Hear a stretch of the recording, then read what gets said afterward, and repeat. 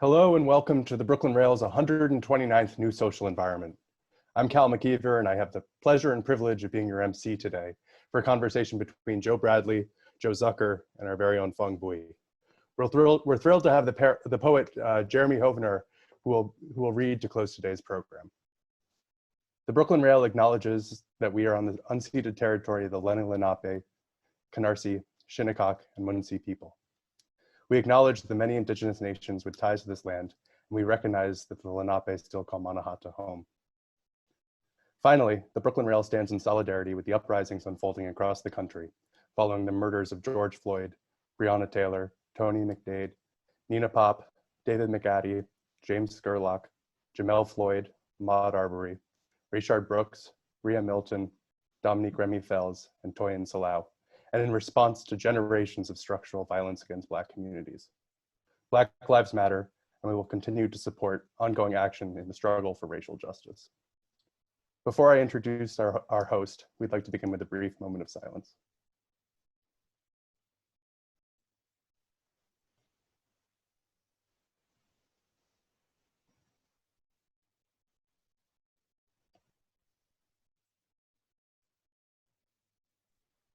And now to introduce today's host. He's the captain of our ship, our very own publisher and artistic director, Phong H. Phong, take it away. Thank you, Cal. It's hard to believe, but as Cal just said, today's conversation is our episode 129. As we move in next month, October 2020, it will be our 20th year anniversary. 20 years we've been doing this, and I would share with you a few things before we get started. First of all, there's never been a monthly journal that brings together the 7 arts together, the visual arts, the performing art along with literature, and emphatically infused with social and political commentary, or rather meditation, I would say, and kept it free for 20 years like the rail. When I co-founded in October 2000, I knew the rail will survive if we were to follow the artist's difficult journey. I always loved John Keats' famous dictum, negative capability, the capability to live in uncertainty, in doubt, in mystery, without having the need to reach out for a reason to justify the quote unquote being. We will persist on our urgent necessity to express ourselves. This is not dissimilar through Hannah Arendt's aspiration behind her thinking without a banister. I love that, thinking without the banister. And artists do that best. The artists are just terrific. They know how to activate that space. Secondly, I've been struck recently by this wonderful Chinese proverb that say, when the winds of change blow, some people build walls and others build windmills. And it's so incredibly fitting to where we are today, because I believe when Donald J. Trump announced a 15-day quarantine on Monday 16, March 16, and deployed that hideous phrase, social distancing, we immediately have a meeting that afternoon and launch our Zoom social environment conversation daily. It's very simple to bring our friends together. You know, he deploys speed for power, but no content. We can provide the opposite, slowness of culture is in our DNA. And we certainly can provide a lot of content, and we've been doing it, so it's just terrific. Okay, now what does Joe Zucker, who was born in 1941, and Joe Bradley, born in 1975, have in common? Not much, besides the easy, digestible descriptions. Why the former is usually associated with, I would say, idiosyncratic, quirky. And I would also say that Joe Zucker is one of the most verbal artists I know. He loves to talk about art, painting, and everything else in between. And I should mention, is it okay because your first name have also Joe? Can I just call Joe Zucker? And then Bradley from now on, is that all right? From now on. Okay, cool. No. Only for this instant, all right? This gathering. Yeah, Zucker is the master of unconventional materials. Cotton, plastic, mops, you name it. Sasquatch, fabric, of course. He's just terrific how to utilize and deploy these materials. Joe was born in Chicago, went to the Art Institute Chicago, where he, believe it or not, did both undergrad and graduate school. But before that, I don't know. Joe, we'll talk more about his love for basketball later, which is something I want to talk. But he showed at Bykert Gallery, one of my favorite gallery, the landmark Bykert Gallery, and then Texas Gallery, and then Baltimore Museum of Art, Holly Solomon. That's when I know his work, when I came to New York in mid to late 80s. Hersch Outlet Marden, Paris Art Museum, and many other places. And he also have been in the collection, the Walker Art Museum, MoMA, Art Institute Chicago, the Modern Museum in Fort Worth, which I've seen a few works there a few years ago. Smithsonian American Art Museum also. And Bradley is from Kittery, Maine. Never been there, but I know the southern edge near the water by New Hampshire.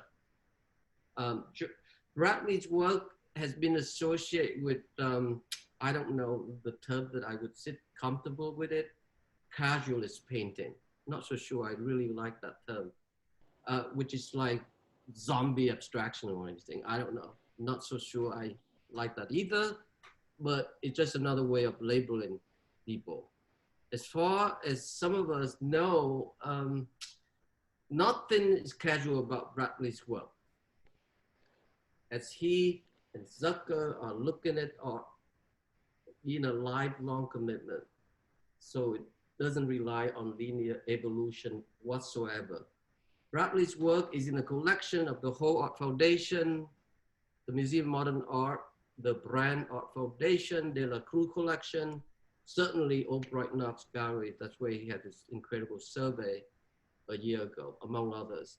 Again, I just simply offer some key facts so you can all keep in your mind while we are looking through some images. Zucker loves basketball, as I mentioned earlier. In fact, he was a senior high school when he became the 7th leading scorer of the Chicago, in the whole city of Chicago. I don't remember the point average, but quite high, 20 point something average. And he offered a 4-year scholarship to go to the Red Hawks at the Miami University in Ohio. I'm a huge basketball fan, so we can talk about that forever. We won't have time to.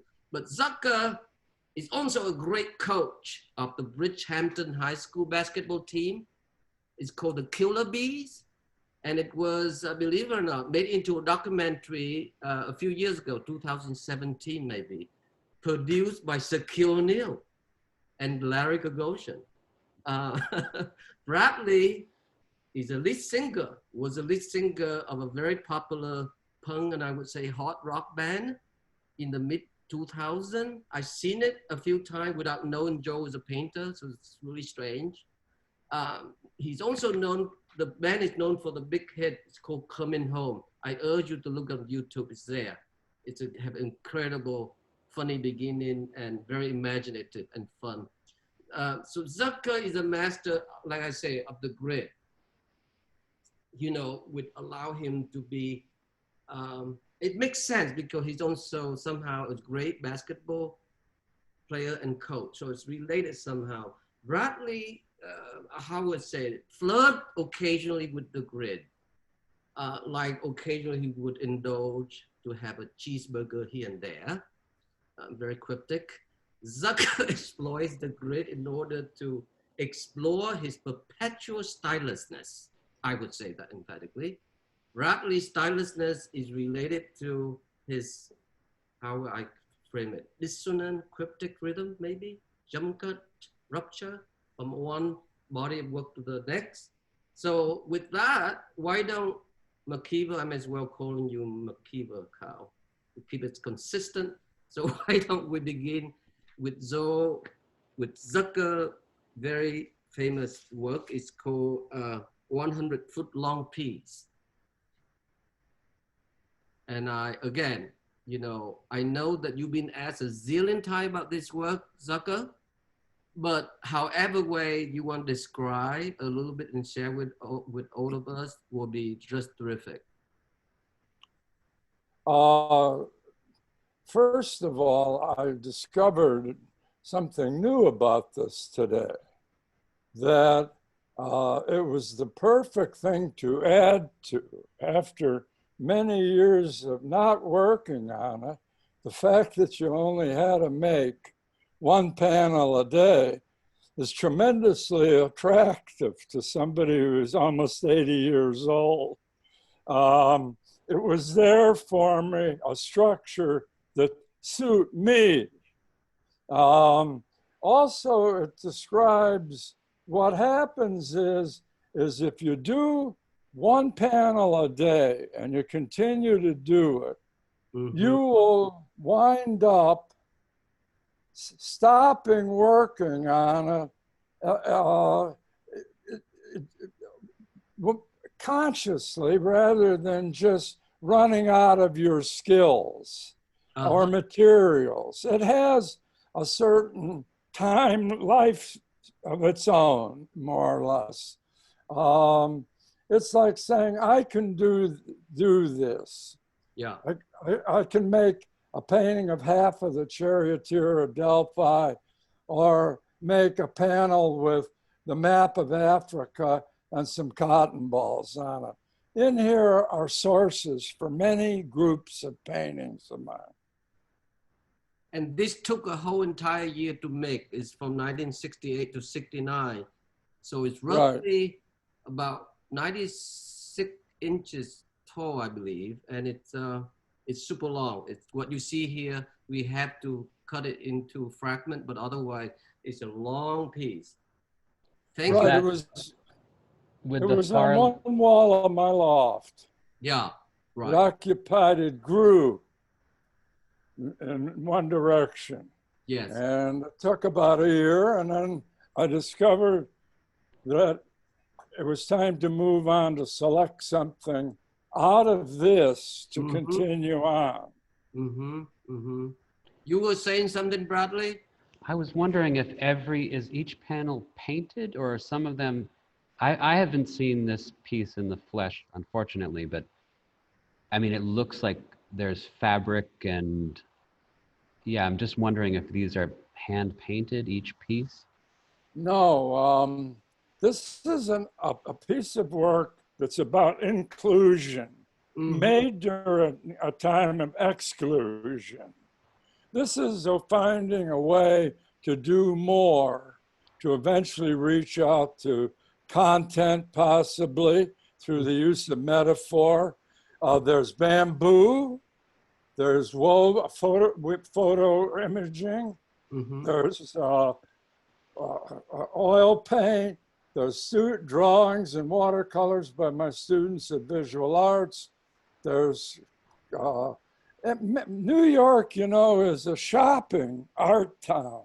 People fled down to Canal Street to get things to put in their work, particularly as we moved into the 70s. So it sort of shows Billy the Kid, because there was going to be no judgment of this.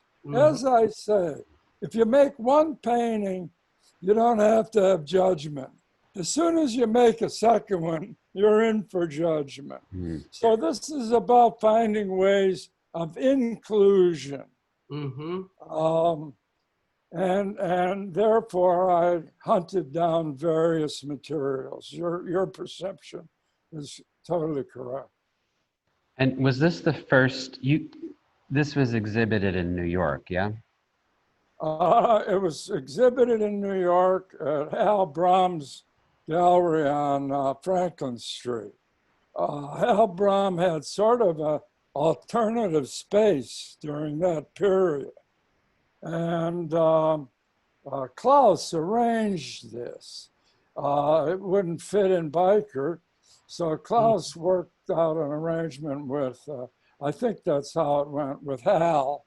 And it was first shown at Hal's.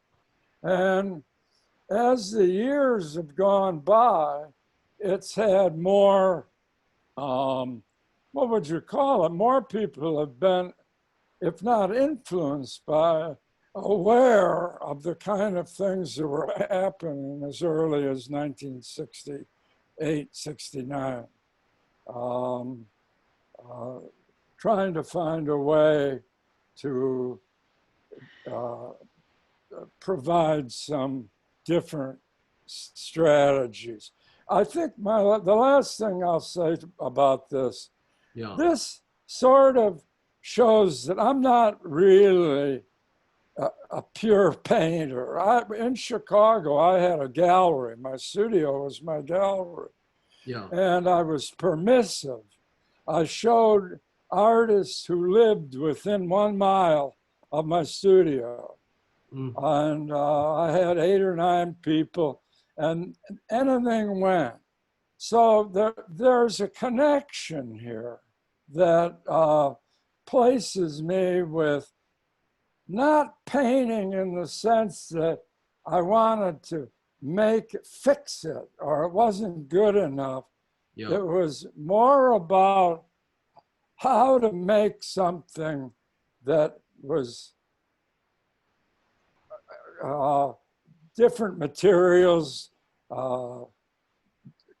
drawing, painting, etc. And I look at myself more as a person who's a conceptual artist who uses painting to get the ideas across.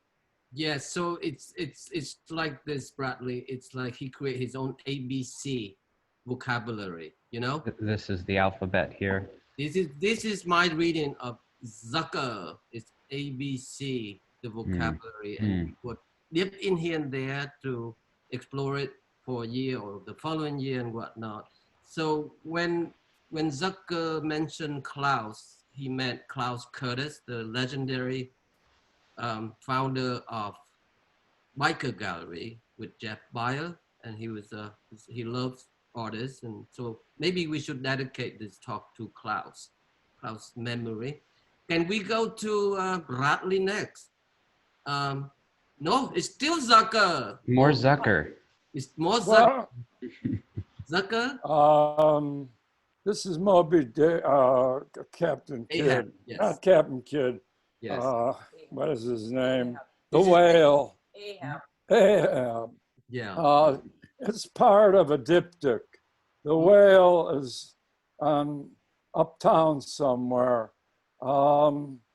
It's made by weaving an armature out of clothesline, so that when I applied the paint, the different size areas of paint determined how curved the front of the picture plane was. A lot of my work has to do with an original picture plane for every painting or every series. It leaves the studio with its own body. And this is a good example of that type of painting.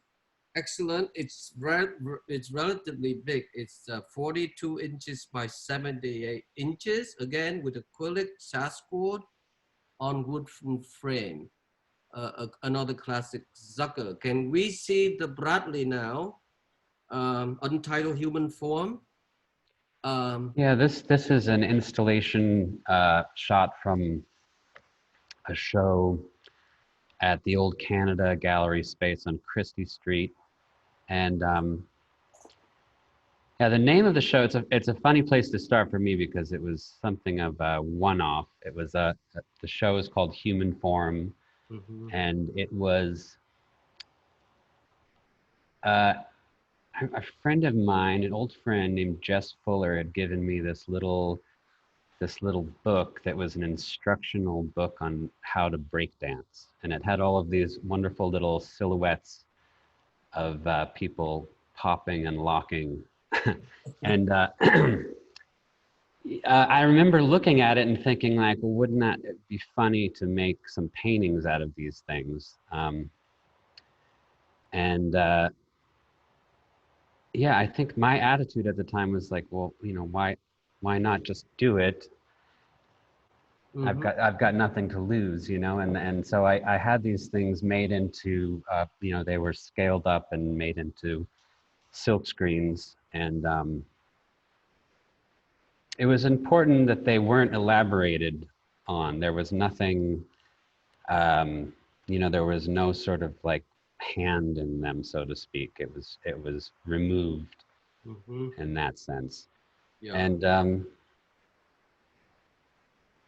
yeah, and it's, I mean, it's a dumb idea that sometimes I think it's interesting if you have an idea that doesn't feel like it should leave your head, to see what happens if you flesh it out and just kind of make it happen, you know, just do it. Yeah, but I thought the gesture of the foot and the hand somehow also correspond to the other show simultaneously at Gavin Brown. And it's really cool from mouth and foot painting. Am I right, Joe? Right. Yeah, no, I guess that was an important component of this show, is that it happened simultaneously with another show, as you mentioned, at Gavin Brown's enterprise called Mouth and Foot Painting. And Mouth and Foot Painting was very much emphatically handmade. And I think it was important that both of these things were, you know, presented simultaneously, you know, across Manhattan from one another. Exactly. So at Canada, and then at Gavin, that was 2011. Okay. Yes. Yeah. So let's see. We can see. May I jump on board here and say something about these paintings? Yes. Jump on board. Jump on board, Zucker. What's interesting to me about these is they're devoid of a nod toward the battle between abstraction and figuration. The emptiness of elaborating on them makes your mind go to another place. It forces you to say, those look like people from Australia. There's the gestures, the short legs. Whether this is true or not, it empties out all of the language that people are concerned about whenever you deal with figuration. And it creates an interesting duality between these black paintings, figures, and the kind of romantic color paintings that you're involved in. This painting widens the gap of the work. If it did nothing else, it establishes a boundary. It's really interesting in that context. Maybe that's a kind of over-the-top look on my part, but that's the way I feel about it. It's awesome. That will be used as the sources for the next catalog essay for Joe, whoever's listening. Okay, let's go to, thank you, Zucker. Let's go to Zucker. Okay, this is a terrific example. It's called Black Man. It was made in 1992. And it's acrylic on packed boards. Anything to add here, Zucker? It's meant to, it's all about making use of tactile reality to draw people closer to the subject, the modules which are squeezed out of the pegboard holes. It's a device because an awful lot of my work dives its head toward the whole thing about tactile reality. That's if there's an issue about something that's being didactic in my work, you could probably say that it must include physicality. Yeah, and I would add, we don't have to elaborate now until we see some other image of Zucker, but there's definitely, it's subtle and not subtle reference to his political, I would say, awareness. And we can go through that a little bit later. Can we go now, Makiba, to Bradley next? It was not planned in conscious manner, but it just happened to be called Police Painting #2, made in 2008. And it's relatively large. It's 80 inches by 119. Bradley, would you make some Take it away. Yeah, this police painting, I mean, this is one of these modular paintings comprised of monochromatic canvases joined together and hung on the wall. And I made a whole series of works that alluded to the human form. And this, I mean, I've never been quite sure how, if they register as clearly as I think or would hope, but it's meant to evoke two people running side by side, and they have this sort of shared torso. You know, the white panel in the center is the middle of both of their bodies, and I thought that, I mean, I like the idea, police painting as a title, just the idea of making a painting about like authority or. I think I made another painting called Surveillance Painting at the time too, and was in this sort of generally paranoid frame of mind about this stuff. But yeah, I mean, it's kind of obvious that the two head panels are like the blinking lights of a cop, police car. So they do have a subtle reference to, in a way, what we experienced. Yeah, I mean, it's also the color, you know, I think the old New York City police cars were black and white with those lights on top, you know. That's right. And these things, as you said, the scale, it was imposing. They're about 9 feet tall. But there's also this built-in, they were made with very sort of cheap, you know, the material was just as cheap as I could get, the stretchers and pre-gessoed canvas and acrylic. So from across the room, they had a kind of presence and they were imposing, but the closer you got, it fell apart. Because you could see that the craftsmanship was pretty shoddy and kind of, so that, I don't know, there was like a little bit like disappointment built into them. Okay. Well, in poverty, that's part of the charm of the work, for sure. Makiba, can we go next to Zucker, a painting called Dripping Hulk of the Doom Dweller, made in 1986. It's big. It's 102 plus square inches. Zucker, could you comment on this one? Because one of the few minimal work that you ever made, and I was very. It's part of a diptych.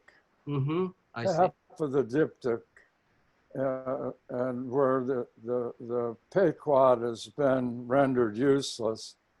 It's again sash cord, and painted on the sash cord from on top, from the sides and the bottom, in order to create a large or complicated surface by a different system rather than putting an object on a canvas. I don't like to put things particularly on a canvas to talk about the issues concerning three-dimensional art and two-dimensional art. And since I've been involved in a lot of series of paintings that talk about that, I'm satisfied with this way of dealing with this painting. I have to add one thing that I think is important. Most of my work, I look at in terms of a series. I don't have favorites unless they're series. That's why I don't ever fix any paintings. Pretty much I leave them alone, and if it doesn't work out, I'm sad. But I just get in more trouble trying to fix something. Yes. So this was in a show at Herschel and Adler Modern. It was all about ships, and this is just one of the panels. Thank you, Zucker, for that comment. Can we go, McKeever, to Bradley? I decided to ask Bradley for this few sculpture he made. He made all the sculpture figurative, but this is the opposite of the figurative works. It's minimal and it's unusual, and it somehow makes sense when it was shown at the Albright Knox survey. Bradley, can you comment a bit more, the decision, the impulse behind this? I mean, this was, I made this, or I should say it was fabricated. Yeah. I was living in Massachusetts with my wife and family. We spent a year up in Western Mass, and so we're in kind of the suburban situation, and you're sort of desperately looking around for visual stimulation. And there were all these signs, you know, for like, what, I don't know, like laundromats or whatever, little roadside shops up there. And a lot of them used this sort of box sign. And I think I liked the fact that it mimicked, it was like a cartoonish painting in a way, like you have the frame and the surface. And usually the long flat panel would have some sort of text or advertising on it. Yeah.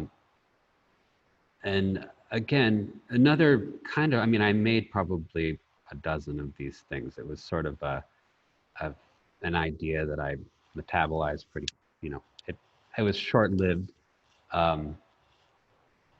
Yeah, I don't know. I don't know what else to say about it.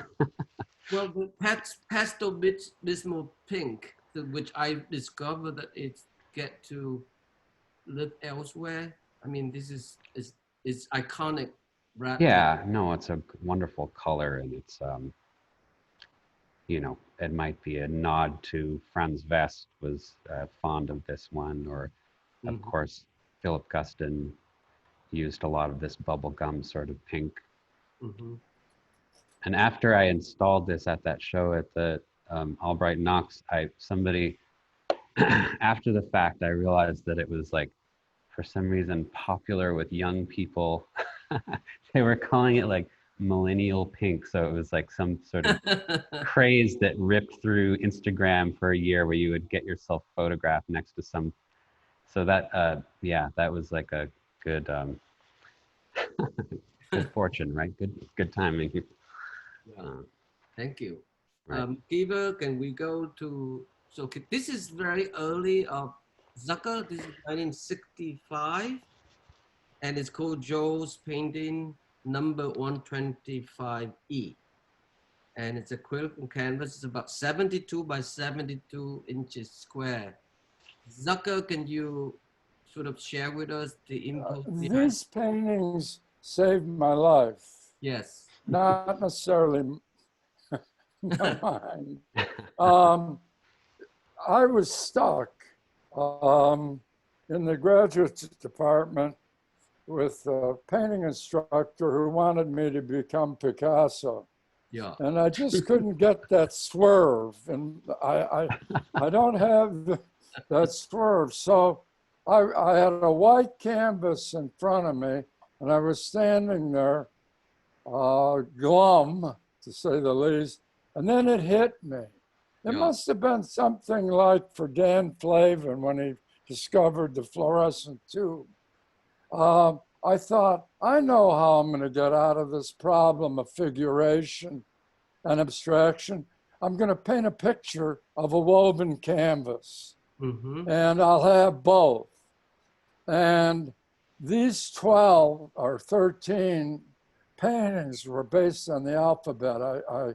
I did it, I moved along until I got to the 13th one. It's a large 4 square. But this was the backbone of how I could get back to talking about the 100-foot long piece, because now I knew how I could deal with plastic issues and literal issues at the same time as I mounted a crusade for craft.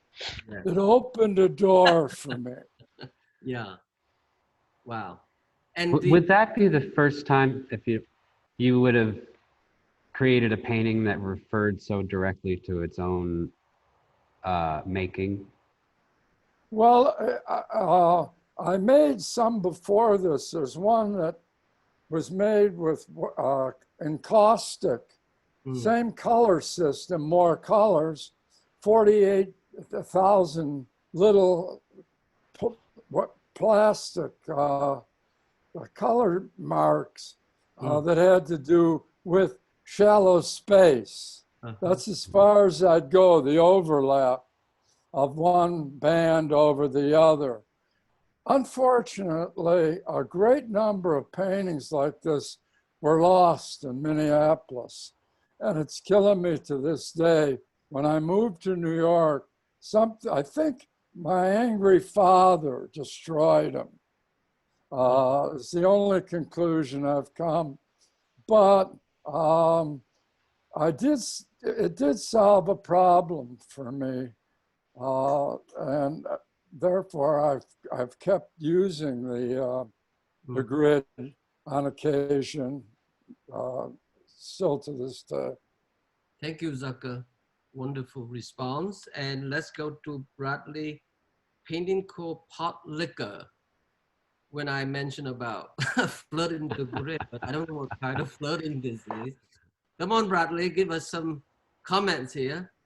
No, the grid, I mean, I think that my relationship to the grid is very different than Zucker's, and also just the grid as something that was, I mean, I would imagine if you were a young, serious painter in New York or Chicago or whatever in the late 60s, that was something that you were obliged to kind of deal with in some way or another. Whereas like, that's never, I mean, it wasn't even a concern. You know what I mean? I think it had sort of vanished from the consciousness of, I don't know, that's just not something that people think about as much or as seriously anymore. And so, I mean, I think on some level I realized that making a painting of a checkerboard sort of, again, nodded to the grid, that more it was just sort of an aesthetic. I just liked the way checkers look, you know, so it didn't have that that sort of gravity for me. But it had a specific environment in the way that you described earlier about the sculpture for Billy Hand. You know, I mean, doesn't it look like in a pizza parlor somewhere? Yeah, no, totally. And like what Joe, you know, when we were speaking about this, and you mentioned that it felt like sort of a stage set, or it was like a ground on which something could potentially happen. I thought that was a good observation. Yeah, that super duper. Super duper. It's acrylic on canvas. It's in 3 parts, 120.18 inches by 160 inches in total. Kiva, let's go to Zucker Toucan, the famous toucan. in Florida, Miami somewhere. It's painted in 1973. This was one of 6 objects that were in a show of exotic birds that was my work was exotic birds, better known as Livingston Street art. Tourist decoration done with cotton balls, super saccharine.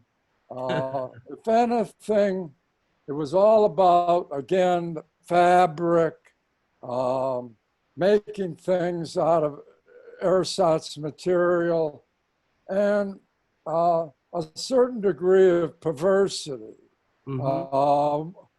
One night I was sitting in the bar, the Spring Street bar, and Richard Archwager came up to me and he said, "Don't worry," he said, "they don't know what you're doing." He said, "They don't understand you're making the image and the surface at the same time. But they'll understand at some point what the plastic part of this is about." It was an ethnic situation. It was talking about what one might get from this. It also had a perverse relationship to somebody like Ralph Humphrey, who dealt with a lot of issues in the frame. Right. So interesting. Wow. Can we go to Bradley's Superman? My question is always, why did he decided to use grease pencil and not anything else? The grease pencil, this is grease pencil on raw, untreated canvas. And it's from a show called Schmagoo Paintings, again at Canada in 2008, I think. Yep. And I think I'd experimented with different, drawing materials on raw canvas, and this one, I guess the grease made it sort of adhere to the canvas, and it didn't smudge in the way that charcoal or, some of these other materials did. And it also, to my eye, it mimicked the look of a pencil, like pencil on paper. Yes. And these were born out of, while I was making the modular paintings, like the police painting, that sort of work, I was making a lot of drawings that didn't really have anything to do with that. And making those paintings, it was satisfying, but it was sort of, it was like a project, it was a very sort of blue collar project. Like you would paint these things and build the stretchers and stretch them, and then that was it. So there was no sort of chance for, I guess I was seeing that there was not a lot of surprise was going to come out of that sort of mode of working. And I was making these drawings, and so I thought, why don't I just introduce drawing into the into the work in a way that's very straightforward. And so these were paintings. They had the sort of scale and materiality of painting, canvas, stretched canvas, but they were really they were drawings, Yeah. Very iconic. McKeever, let's go to Zucker Slaver, Trinidad. Slaver Trinidad. Yeah. It foundered off the shores of Block Island, drowning an entire 50 or 60 slaves that were being shipped to the East Coast.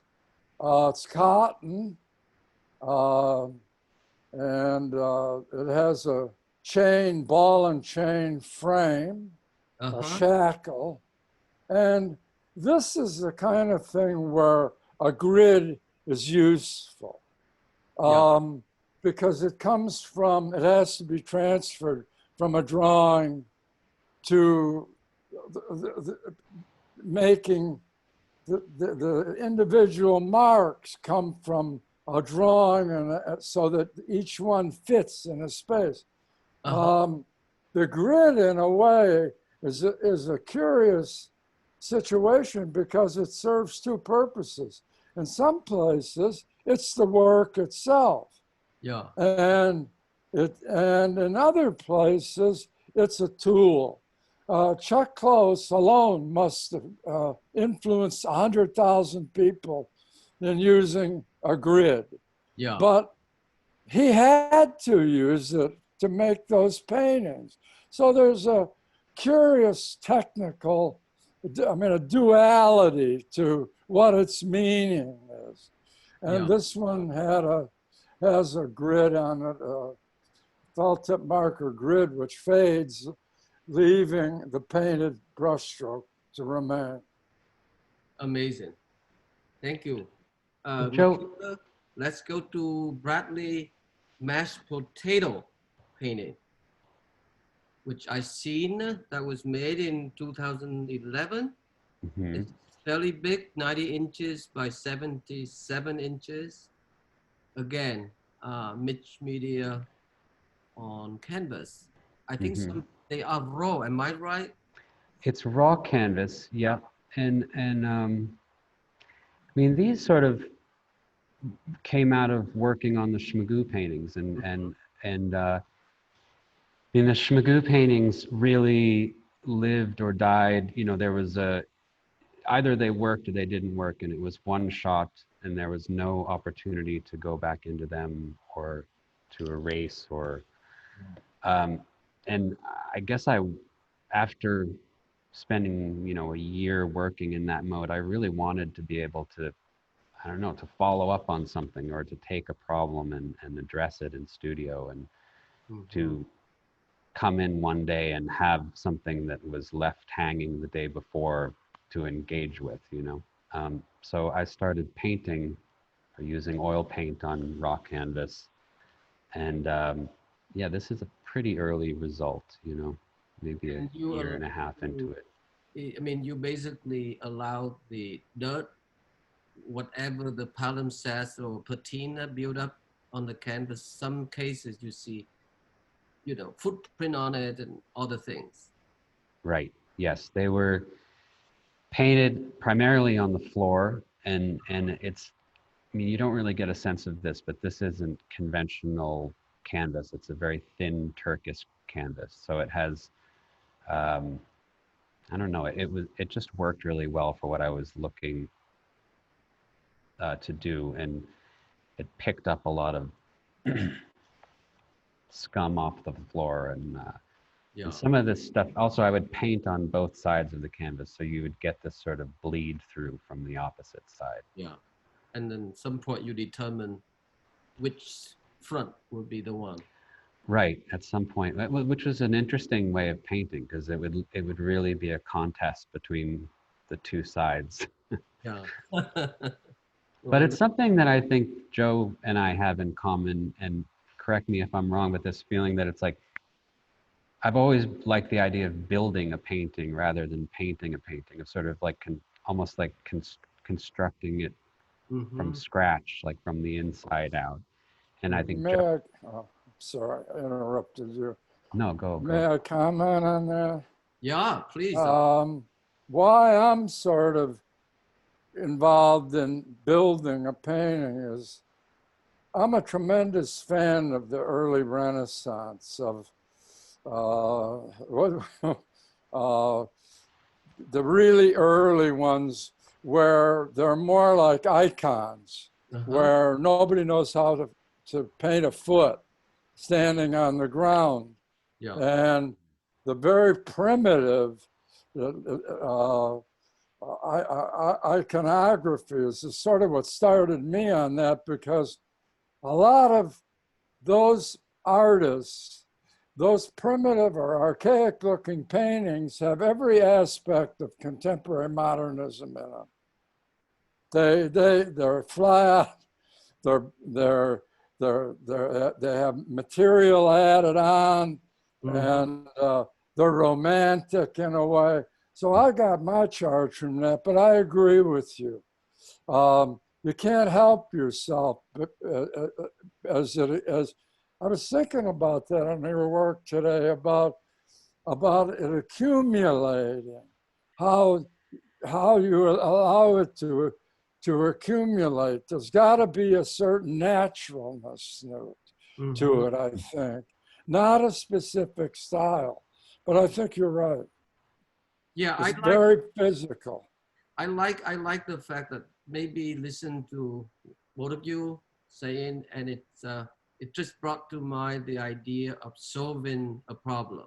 I think both of you maybe share this ability to match the physical material to fit the subject matter, you know, a pragmatic approach, I would say. Makiba, can we go to Zucker Captain Morano flagship disguise as Easter Island? Yeah, there's a whole group of made with Roplex poured into a grid of cotton. The squares are twisted cotton so that there's a 3/8 of an inch for my paint to settle in there. This is like a cross between Canal Street and Pirates. The origin here is the Canal Street lofts. So I built a whole show out of that, those objects. I talked about that before. New York artists go to Canal Street to get materials, et cetera, et cetera. This is an example. I think there's 8 of these. Yeah, but Zucker, can you describe a little bit more of how the paint get dry because the texture? Well, I don't. Yeah, once I pour the colors in, I don't touch the painting anymore. I wait for a day where there's high barometric pressure, which causes the paint to crack, and that leads me to a story, a quick one. A museum bought one of my self-cracked paintings, and they thought that it was damaged. And my dealer spent a lot of time trying to convince them that it was done intentionally. The painting made itself. It was its own brush. Yeah. Didn't work. They wanted me to fix it. It's awesome. Very insistent. Yeah. I think JT, John Thompson, has one of these hanging in his. Probably. Yep, that's where I saw them. They're very. Yeah. They're pretty sturdy. I don't like to advertise that, but they can take care of themselves.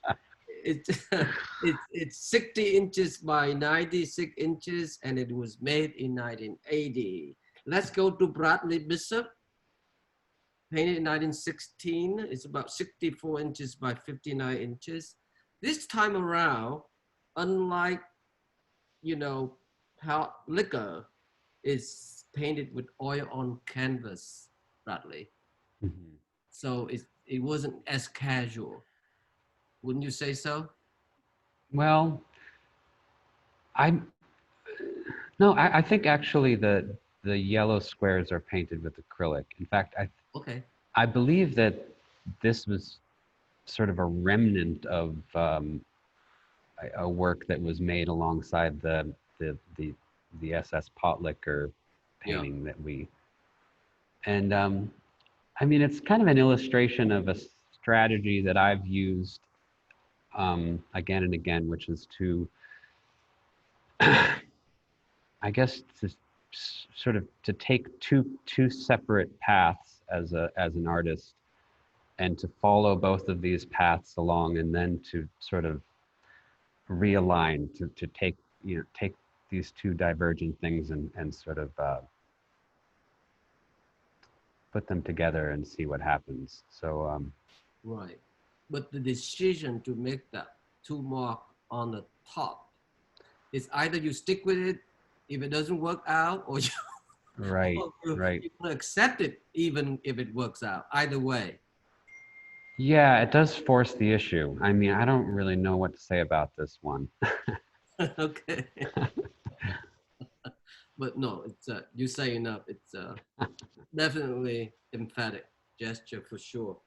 Thank you. Let's go to Zucker Rao, 13, 14, 15, boxing painting, which I seen this at Holly Solomon in, I We're think, shown at Holly Solomon. yes. Later at the walk, or what do I call the Albright Knox, and also out here at the museum here. This is one of the paintings that Cotton played in paintings that I made about racial issues. Yeah. This is a black prize fighter getting his ass kicked in rounds 13, 14, and 15. And it interests me as a subject because I could use blood red. Mm-hmm. I could, the color. And another little sneaky aside, which is something that's for me, is it's red, white, and blue. It's Rocky. Mm-hmm. You know, for those who like Rocky, red, white, and blue, combat, and everything came together that was necessary to make an abstract figurative painting that has to do with boxing and wrestling as being things that are really nasty and use race as a device to whip up the crowd to cause problems. So this is one of the, nobody ever said a thing about those issues, that this 15 rounds of painting. Yes. Rocky. And it's on 3 parts, 3 panels, and it's Yep. 3 inches each. And Yep. thank you, Zucker. Let's go to Bradley. This painting is called Dutch, made in 2013. It's about roughly 112 something inches by 108. And this is a terrific example that I think when Bradley began to deploy the stitching different fragments of previous painting together. But this one on the left is a bare canvas. Am I right, Bradley? Yeah, that's right. The band that down the left side of the painting is blank and untouched. And yeah, I think around this time I had gotten an industrial sewing machine, and I started, it was a way of, I knew I wanted to make some large scale paintings, and it was a way of sort of a way into that was to take these sort of component parts that I had around the studio and just to sew them together. And then, you know, after the fact, I would go back into the painting. But and then I also found that the moment where the two pieces of canvas are sewn together created a sort of structure, a sense of architecture for the picture that I think was, you know, I ended up really playing with in the years to come. And just a sort of sense of geometry to something that's otherwise pretty free or, you know, a product of improvisation. I love also the term that when the visit I paid to your studio, that you talk about radical surgery.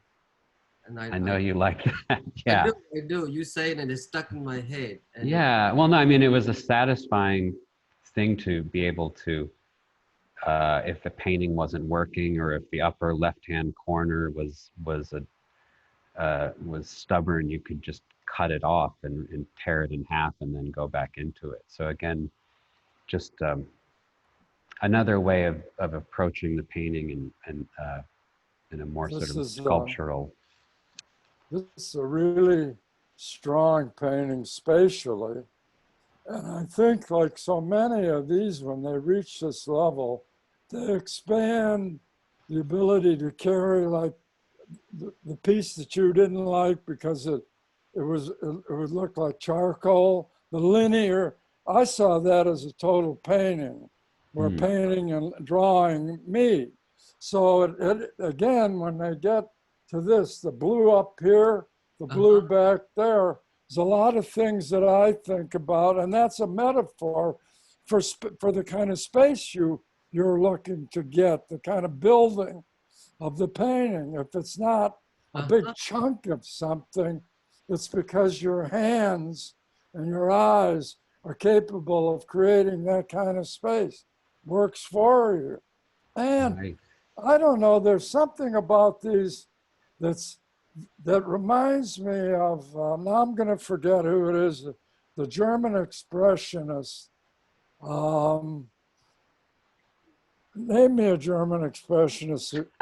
I know who it is.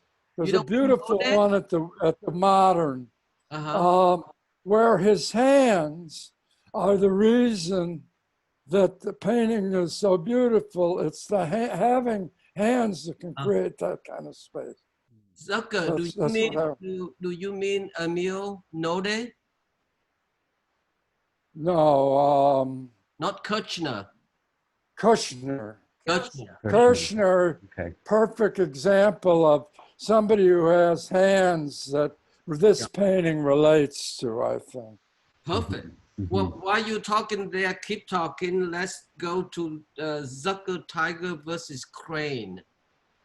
It's my favorite painting, among others, but this is painting 1984. It's about 75 inches square.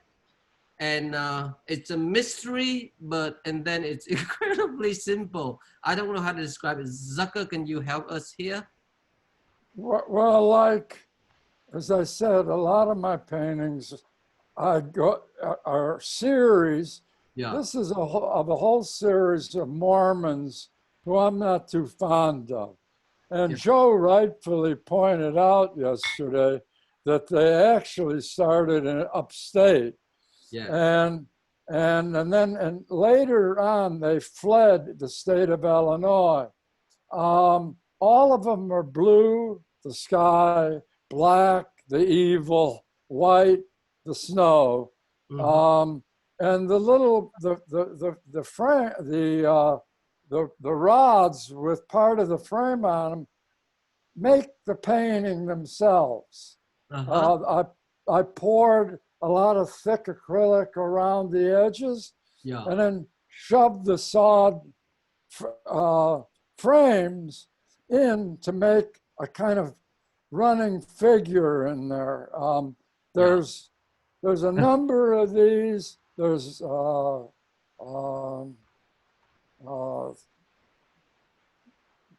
were. Let me put it this way: I enjoyed making them.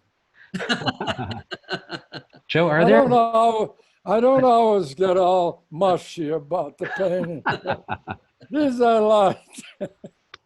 How do you settle on a subject matter, Joe? Is there, like, well, I imagine you doing a lot of research, reading, and this kind of thing. Are you? I'll tell you an answer to that. I did a series of 53 paintings of the invasion of Florida by Ponce de Leon without reading anything, because it was, there's only 2 books ever written on Ponce de Leon. For all the ripping off of Florida, he should have written more. However, the paintings were all the same color, red, green, and black.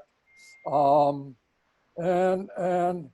the funny thing, after the show, it was reviewed in the New York Times, and I got a phone call from a guy in Connecticut who was writing a play about Ponce de Leon and how Florida has changed. And he called me up. He said, do you know anything about Ponce de Leon? I said, I can't help you, buddy. Not a thing. Not a damn thing, except tinfoil was the armor, and et cetera, et cetera. And I sometimes make up a body of work that has a political content to it without doing any homework, because maybe I'll make a mistake that works out good. Don't let the truth get in the way of a good story. Well, but Moby Dick, there's a lot of people. Yeah. Mormons aren't all that popular, and I admit a slight bias against them. That's why. Yeah. I think the Rail has a huge Mormon audience that's going to be instantly mortified. Yes. Zucker, I don't want to be deported. Okay, so say no more. Let me ask you a quick technical question before we go to next. How did those things get mounted once you push the paint through? The paint holds the brushes in the painting. Wow. And the other ones have arms and a ski mask. Yeah. So there's a dozen of them that have black terrorist masks, and the arms are extended with black wool gloves, and the feet are black glove socks from the dime store, and they go instantly. You take all that off, and you have an abstract painting. You put it back on, you have a Mormon, quote, Mormon terrorist. Yeah. Well, it has a dual role by how you can put the brushes in. Thank you, Zucker. That was a delightful explanation. Let's go to Bradley Heavy Dipper. So this is one of the favorite, I would say, of that whole group. Yeah, and this is another example of, I mean, I do think in this case, there were parts of this painting that weren't working, and I replaced them with just untouched gessoed canvas and was delighted by the effect. It sort of, to my mind, it felt like a part of the painting had been censored or something, you know? Or it also, I mean, it reminded me of in New York City, where you'll have like billboards, and then one billboard will be waiting for a customer and will be painted over white for a time. It's true. Makiba, can you give a close-up here so we can see a little bit more activities? Exactly. So it's a lot of stitches. Yep, you can see that. And sometimes you would expose the seams instead of putting the seam in the back. Yes, yeah, to sort of accentuate that kind of architecture that the sewn edge provides. Super duper. Wow. Super duper. Yeah, Makiba, let's go to Zucker Pompeii, painting made in 2004. It's 2 panels, 48 inches by 72 inches. I made a number of works that had their own carrying case. The blue sky is the top of the crate, and the lava volcano and the chairs and the atrium are all in the bottom panel, poured in. The thing that started this whole group of paintings of the classics is that I love lava. Lava is a tremendous painting surface. There's an amazing Clifford still in the Chicago Art Institute that looks like the street. It's so beautiful. And so I did a number of paintings that made themselves, quote, and were involved with a lava-like surface. Yep, this is one of many. And again, it's It's 2 panels. At the top is the lid. The bottom is the actual box itself. Thank you. That's. And this is Bradley Day by Day. So it's quite a change from 2014, 15. This is made in 2017. It's about 82 something plus inches by 92 inches. And I would add 2/4 inches around the edges. Another way to deploy his radical surgery. But it's somewhat geometric. And what was the impulse behind this series, Bradley? It was, I think around that time was looking at installation shots from my own exhibitions in the preceding few years. And there's a kind of general like beige quality to all the work because of the exposed canvas and the kind of and I just wanted them to be more sort of assertive and to project into the room rather than to be something to receive.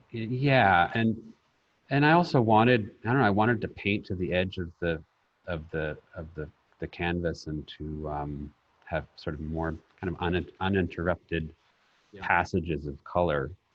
And there is you can see the sort of border to this picture.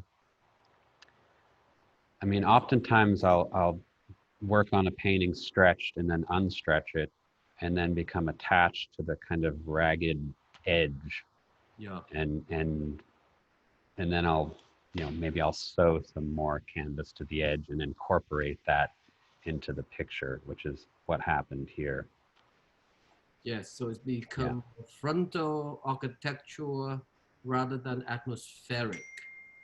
Yeah, and the drawing, I mean, more and more becomes sublimated and there's less, linear sort of brushwork in the pictures. Excellent. Thank you, Bradley. Let's go to Zucker, the villa at Maison. This was included in the Unified Theory show at Marden in 2010. This is the most exquisite, unremittingly laborious work that Zucker ever made in his entire life. I don't want to explain so much because I wanted Zucker to say a few words about this. I know it killed his eye for a while, but would you mind sharing?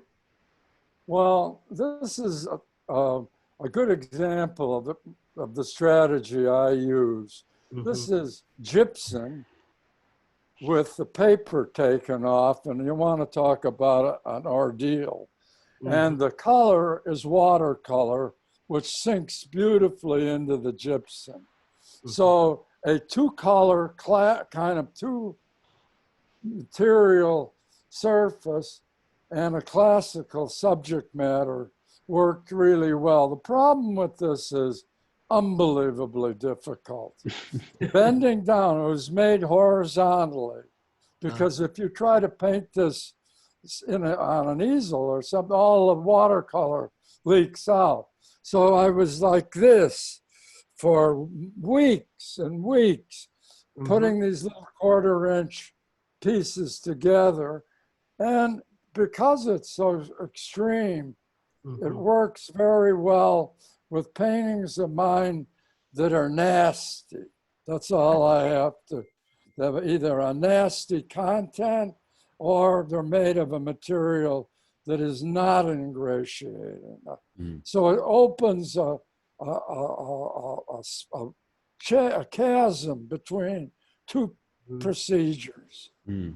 I should add that they are scored no more than, maybe less than 1/4 square each with a razor blade or equivalent, something sharp, only lightly so that you can peel up each square individually. So that's where the exception. You'll be happy to know the assistant that helped me on these quickly moved to South Carolina.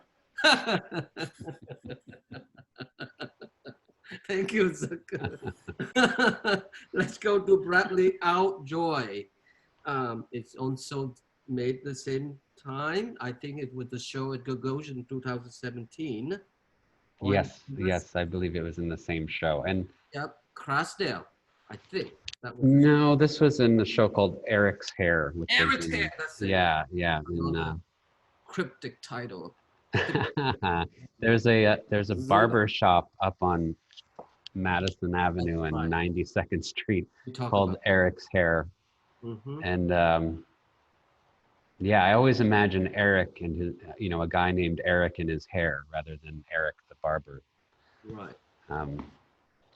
But yeah, this is another sort of example of,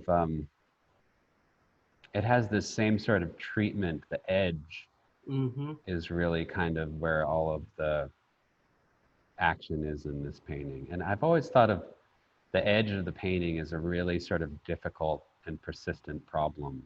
I mean, that and the moment where one color meets another color and how you sort of handle that has always been a very sort of stubborn sort of problem. And you can see in this one, there's all kinds of, there's underpainting that kind of pokes through in those moments.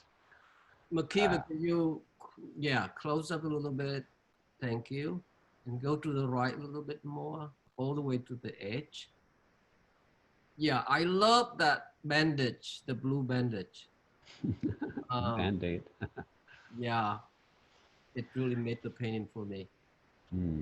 Yeah, thank you, Bradley. Let's go to Zucker, 1,000 brushstrokes. I know we have 2 images just to give our viewer. 463. Out of 1,000 mops, all a different color. Every mop is a different color, and there's 5 different styles of mops. You can see that some are flat, some are tubular, and in the end, they turned into something anthropomorphic. There's a lot of bright color. It doesn't show up here. Eva, can we go to the next image? Because that speaks to exactly what Zucker is saying. This is like when, this is the drawing form up there, part of the drawing form. And this is like they're being cured in a tobacco shed. This is what, I had to hang them to have enough room in my studio to look at them. So hanging them without making a 4-foot square image enabled me to get a good look at the color without worrying about installing them as a square. I'm very happy with this. What this painting was to me is, it's a kind of romantic painting about the American painting of the 50s. It's an iconic thing about why young artists would like Pollock, an artist of that type.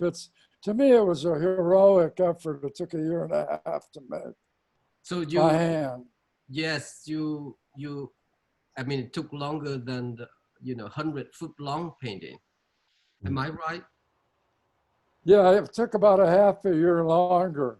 Yeah. Because those mops, they dry slowly. If you put 5 colors instead of just 1, the paint sinks into the mop more, and it takes longer to dry. So that I would have to do something else while they were suitable for another dipping. I see. They were dipped in buckets. Yeah, and you talk about if they have any kind of anthropomorphic, it reminded me early on of the toucan, Right. They do look like birds, that's for sure. Makiva, let's go to Bradley Vanguard painting. Yes, which was in the same show, Eric's Hair. No, this is from 2018, I believe, and it was in a show called Day World in London. Ah, all right. Yeah. And this one, to me, was a sort of, I was thinking of just empowered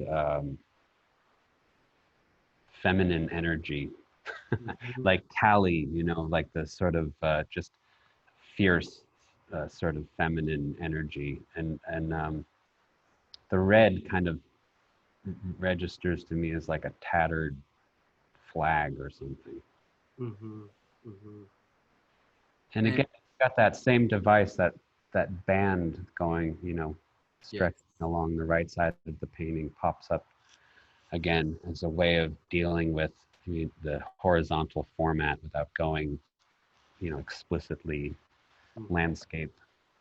Yeah, and it somehow, to me, they relate to the early police painting too, the modular form. That For sure. Yeah. Yeah, I know. I think yeah, I'd agree. Yeah, it was terrific. Thank you, Bradley. Let's go to Zucker Regatta series, and we have one image here. A new series. This is number 3. It's about 71 inches square. Zucker, would you share with us? Well, this is sort of about kind of a return to 1963, 64.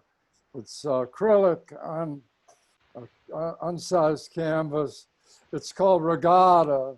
It's a longing maybe to go to the south of France. Yeah. And watching the sailboats scud across the Mediterranean. Look, you know what I think of this series of paintings? I think they're anticipating something really fucking bad. I mean, they're ingratiating. They're very controlled. They're set up for being, if not exhibited, thought of next to something that's totally literal and a lot tougher subject matter. But they're like the early paintings. Absolutely. I was going to say that. Yes. Joe, would you talk about your interest in the nautical in general? I mean, it seems to be I get into fights over that with people critically. What's his name? Hans Walker and I were doing some sort of a talk, and I told him the reason I did a lot of sailing paintings, not only because I live out here, and it's the fact that sailboats are made out of wood and canvas. So I told them, I said, it's a metaphor for me. It's you got to pretend that there's nails and somewhere to a foundry or something, but pirates are a good metaphor because you can go a lot of places with color, with drawing, with material. So I returned to him time and time again, and he said, "Oh, I don't believe that." I said, "Hansa, it's art. We don't even know if it exists. It's our special world. You want to make this so involved with logic that it becomes intolerable?" I know some people that collect my work that are up in years, some wonderful women who love these kind of paintings. Would my whole system work if I couldn't somehow get that aboard somehow, like something that's to be looked at and not a criticism of something. One group away from that. Super true. Here's Bradley painting called Natura. It's recent, am I right, Bradley? I'm sorry? It's a recent painting. Yeah. This is actually hanging now in at Eva Pressenhuber in Zurich. And yeah, these last two paintings are very recent. I was working on them, you know, earlier in the summer. And this is, and this whole group is sort of a much smaller in scale, which has been something of a relief for me to work in that mode. And I should say it becomes more and more difficult to talk about these things meaningfully the closer we get to the present moment. You know, like this is, it's sort of like too soon to to tell. But Datura is a flower, of course, and it's also it's a psychedelic drug that's known to be sort of an ordeal, like a really kind of witchy, delirious sort of bad trip. And so I felt like something about the kind of imposing darkness and the kind of there's a tension in this picture that I thought it lent well to that title. The size is 70 inches and by 62 inches, and yeah, I mean it's you're right. It's recent. It's too close to this body of work that it's hard to articulate. But I would say that it's more expensive. You know, unlike the more previous confrontational and somewhat geometric formation, this one seemed to be blend into the more expensive space, and maybe where you are in the Hampton, I don't know, maybe landscape? I don't know. I mean, yeah, it definitely flirts with landscape, still life space, that sort of shallow space. And I mean, one thing is that the figure is almost completely missing from these. Yes. So it does feel like it occupies more of a mind, like an imaginary sort of territory. Yeah, a mindscape. Thank you, Bradley. Let's go to Zucker Regatta number 8, same series, also made in 2016, Nautical. Again, it's 71 by 71 inches. Any comment on this, Zucker? Yes, more space. More space in it. Yeah. The sky, the four different ways of creating three-dimensional form in the weave, and then an invasion of what's behind that. More space than the other one, less decorative, quote, and I think it's pretty together. Yeah.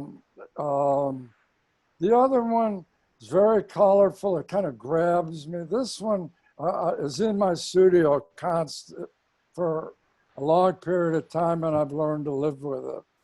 Right. How many of them in total, Zucker? I think there's 12. 12. 12. Be nice to see them all together one day soon.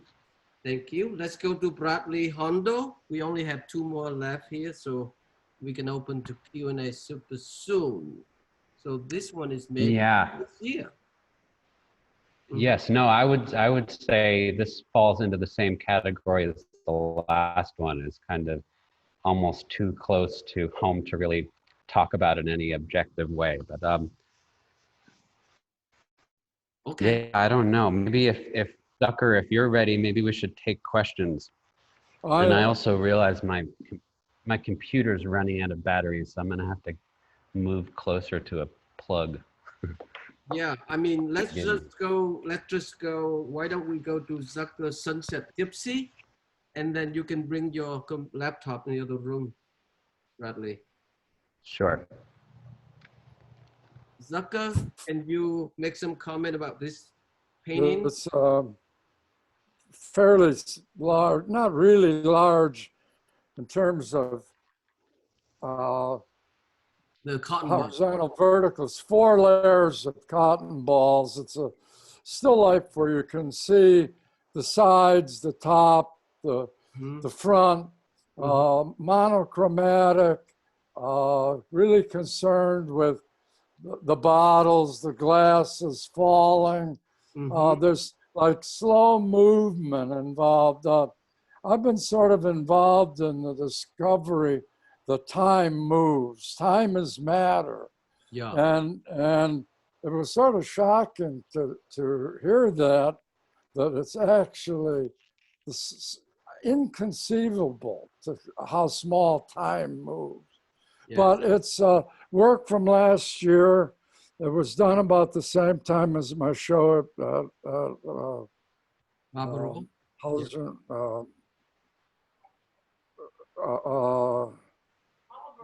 Marlborough. Yeah. And this one was made slightly after. Yeah. It's very similar to paintings I made in 1970, only it's three-dimensional. They weren't. They were all still lifes using the cotton balls and acrylic paint. Yes, it's about 36 inches by 36 inches by 4 inches. And absolutely, you were channeling Morandi's slowness, I feel. Absolutely. And yeah, let's go to Bradley Abelmuth. So we back to 2008 from the Schmagoo painting show at Canada Gallery, and this motif was lifted from directly from Philip K. Dick. He had written, he called it his exegesis in the 70s, following a sort of psychotic, speed-fueled sort of nervous breakdown, and it was a thousands of pages long, this sprawling exegesis about his ideas of the nature of reality and so on. But anyways, this was lifted from that, and it was a drawing of the Christ fish inside the mouth of a larger fish, and so it's just like Superman. It's staying ahead as an image, and it's a relatively small, 40 inches by 60 inches, mid-size, I would say. And and the last is Zucker. It's quite a big triptych.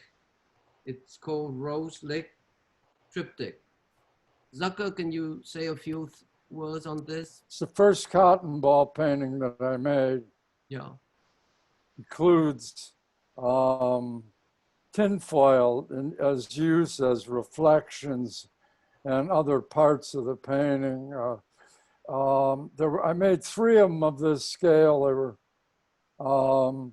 made with acrylic paint, but with water, and they kind of pop open until I reworked on this and added an acrylic medium so that the cotton wouldn't burst and become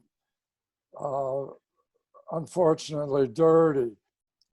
There's parts of this painting, and all of it have been several places, and now they're back. At least we have an idea where it is, but it was pretty interesting, worked into the Bykert program, and it was because of Klaus's interest in process art, and identifying with that notion that was shown. It was sort of shocking to some people, because it's pretty colorful and funky. Makiba, can you share with us? I don't have the information how big it is. This painting? Yeah. 4 by 16 feet. 16 feet. Wow. Two 4-foot squares and 1 8-foot rectangle. It's 48 by 192 in total. Wow. Yeah. Amazing. Well, thank you so much, you both. I think it's a good timing for us to open up to our viewers for questions. So back to you, Makiva. All right, thank you, Phong. Thank you, Zucker. Thank you, Bradley. We're going to move on to questions here. I saw a good one in the audience from Richard Jacobs. Is it okay if I unmute you? Hey you guys, really great discussion. Can you hear me okay? Yeah. So you guys both shift between hard edge geometric abstraction and more organic abstraction. I'm wondering, are the hard edge pieces mostly executions of preconceived ideas and the organic pieces more about trusting the journey? Or is it more of a blur between the two? And also, can Joe Bradley elaborate on something that came up that was really interesting, the concept of built-in disappointment? You described it in the police painting. Is that about missing your high standards, or is it kind of a conceptual allowance? Bradley, are you here with us? I think he disappeared when he moved to the other room. Kyle, can we make sure that we can get him back? Yeah, let me. Yeah. I'll get on that. Hold on there, Richard. Why don't we go to someone else's for different? Hi. Oh. Hey. Can you hear me? Yeah.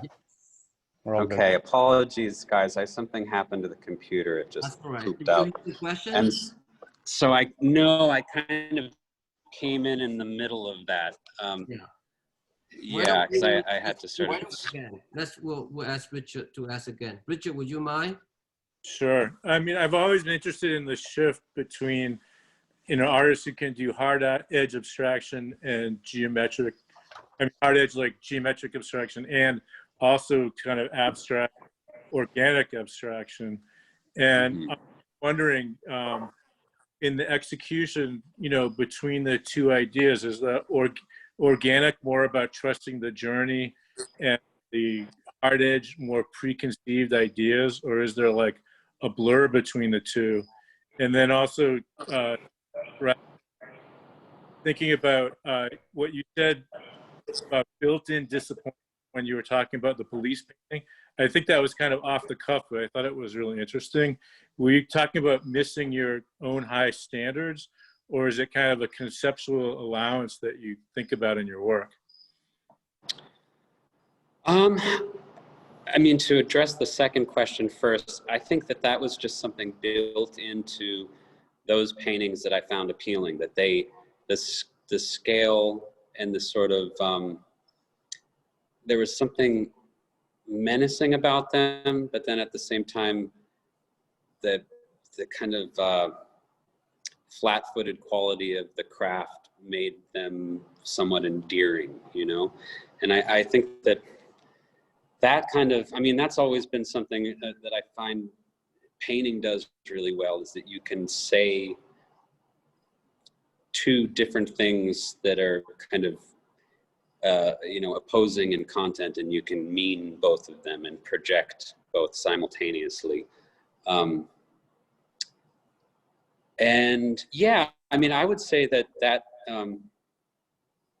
more or less you nailed it, that the hard edge paintings tend to be more about having an idea and finding a sort of simple way of communicating that idea. And the more sort of, generally speaking, loose paintings are a result of improvisation and just some sort of play in studio, and happen over time too. I think that's an important kind of component to those paintings, is that they don't happen in an afternoon or in a week. It's like they happen over months and months, and sometimes you'll be responding to a mark that you made a year ago. And yeah, and the modular paintings were very much just this is an idea. I'm going to find a pretty sort of elegant and simple way of communicating it, and I'll do it, and then that's it. There's no more elaboration involved. Yeah. Thanks. It's amazing to have both practices in one, and also that the work really reads as, you know, being your work. When you see a hard edge piece by Joe Bradley, you know it's yours. Mm. You know, Joe Zucker and I were talking about this yesterday, how that sort of through line in both of our work that exists, even though, you know, both of us, I think, have been willing to sort of be a little bit promiscuous in terms of style and delivery and that kind of thing. Well, thank you for your question, Richard. Yeah, thanks, Richard. All right, next we'll go to Terry Myers. I'll ask to unmute you. Yeah, let me put my video on too. I had my palm trees. Hey, Joe, Mr. Z, Hey. Joe Bradley. How's it going? We've never met Joe Bradley, but of course, many of you here know that Joe, Mr. Z, and I go way back. So first, I want to say, Joe Zucker, thank you you dropped some major knowledge during this. You know, what you said about the boxing paintings, what you said about, you know, the politics that are through and through your entire career, you know, is worthy of a few dissertations. So, I mean, I'm not an academic. I'm not going to write the dissertation, but someday someone will. But I guess my question, or my comment that maybe is kind of a question in disguise, is Zucker and I have talked a lot from the early 90s about, well, let me put it this way. Zucker, I think you're the sort of master renovator of painting of your generation. And I had this suspicion, Joe Bradley, that you might be the one of your generation. By the way, I've told Melissa Lazaro that, and that it's coming someday, that I'm going to write about this. But please do. This idea of like the essay I wrote back in '92 about Joe's 100-foot-long piece I called Painting as Remodel, which was a goof on the Eva Lambois book that had just come out called Painting as Model. So this idea of like remodeling, renovating, you know, I think of de Kooning in that way too. He's the renovator of Cubism. You know, that there's this way in which both of you are these kind of master renovators, remodelers, you know, and sort of that you know, painting is an activity like most human activities that requires remodeling. You gotta like take out the old drapes, put in the new ones. You gotta, you know, tear down the wall, build a new one. You know, it's just something that's required. And I think people get caught up in this other thing about painting that I think is a sort of smokescreen about originality and like, you know, pushing things forward and progress. But I think it's, you know, that it's just about rebuilding, you know, this building idea. So I'm Joe Zucker, you and I have talked about this a lot. So maybe I'd like to hear you both weigh in, but of course I'm extra curious about Mr. Bradley because I've never had Well, I think that I don't know how he feels about this, but I think it takes courage to re-enter the cult of beauty. And I think that his work has that element, not to an extreme where it becomes a problem, but just taking on the notion that you're making something that people are going to respond to, even maybe with their heart, that maybe in an emotion that artists may, again, be able to deal through conceptualizing things with emotions that you can hold yourself. I just started a group of paintings that I didn't want anybody to see. They were made out of funny material. They're very, I wanted to hold something to myself that I made for, and I found I couldn't. Somehow people came and they looked. And I feel we suffer from that. I'm going to try in the future to make more of my involvement with them, with people having positive feelings, things that would have been taboo when I came to New York. You know, the last short thing I'll say about this is I grew up in Chicago on the South Side where a lot of bad shit went down. Mhm. I read just about every Chicago novelist that was involved with politics. I stood on the milk carton like an old lefty. So my early work is very much involved with the circumstances of what I lived as. I can't cut that out, it's me. I had the goal of having to find a way to make an art that was both tough and also some about political issues. And a lot of my work has that, as Terry has mentioned. Can I interrupt? Can I add a little bit here? Following what Terry's observation, Zucker and Bradley, it's super true, because when I talked to you, Zucker, years ago, we talked about James Farrell, you know, the trilogy, Stuck Lauderdale. Yes. And absolutely, there's that hardship building to your leftist belief, politically speaking. But to Terry's point, I think what ultimately that share that notion of rebuilding, remodeling, as you put it, Terry, reinventing, so to speak, is that the love for vernacular. I think this is where both Bradley and Zucker seem to share. You know, it brings back to folk art and children's art. I mean, maybe folk and all the, you know, homemade aesthetic that Zucker have explored for so long. I know that Bradley adore children's art. So that's the equivalent of the two.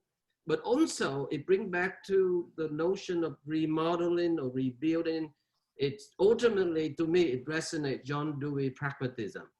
You know, the whole imminent democratic ideals, never separate, you know, academic training from vocational education. I mean, pragmatism seemed to me a philosophical tradition that considered words and thoughts as tools, as instruments. It means for predicting, solving problems as action. And I think this is very deep, the core of their shareability to match the physical material to fit the subject matter. And beyond that, and I think the vernacular and homoaesthetic and the ability to ask Elderfield in his wonderful essay, talk about the Goncourt brothers, you know, who write that Japanese artists of great period changed their names several times during their lifetimes so they can protect their freedoms. And I love that notion, you know. Back to you, Makiba. Phong, I missed a little bit of your, I'm having some technical difficulties here, but I would absolutely, I thought Joe's assessment of the situation is right on that. I mean, I always think that engaging from a heart-centered sort of, how do I put this? To engage with something like beauty or that's the way to go. That seems like this sort of bravest way, you know, the most brave way to move forward as an artist. And yeah, I don't know. I mean, art is a great conversation between generations and the living and the dead, and it's not war, you know. I think it's a I don't know. I digress. I'm not really catching Joe, my own drift here, but right. Joe and Joe, I'll just interject. If you know, again, if you've seen the beautiful Thames and Hudson book, you know, one of the reasons I wanted when Joe Zucker came to me about maybe doing something for that book, I said, you know, I really would love to reprint this essay from '92 about the 100-foot-long piece, because I thought it made my point by doing that instead of writing something new. But one of the things about that, Joe Zucker will remember this from the time, is the reason it starts with a quote from a Depeche Mode song, in which they say, the quote is, "Things must change, we must rearrange them, or we'll have to estrange them." So this idea of like estrangement was another concept.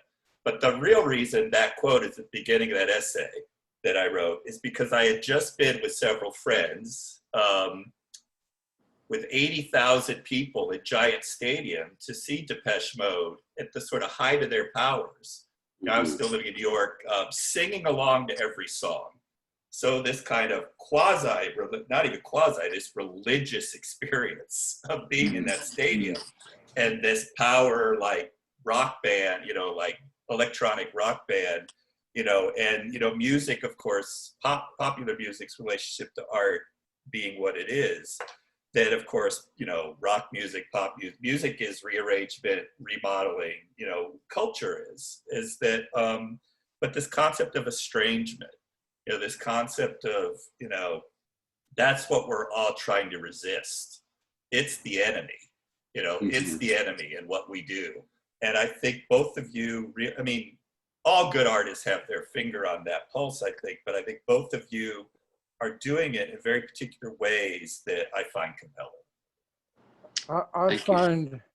I can address this in this way. I think, first of all, I want to say, as a working artist, I want to thank Phong for picking up and recording all this information that he is, because people think that the 70s and 80s, that there's a lot written.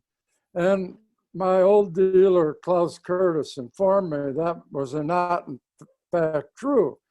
And I also want to say something about Klaus being a spirit of what you just said, of renovation. He became a former of the search for the new. He wasn't necessarily what you would call a classical plastic dealer. He invented himself. And I think I fell in, my concern about literal issues in painting fell in with the right person. Other people who are more involved in classic painting don't have the same response because they're not performing them. So I think that part was good.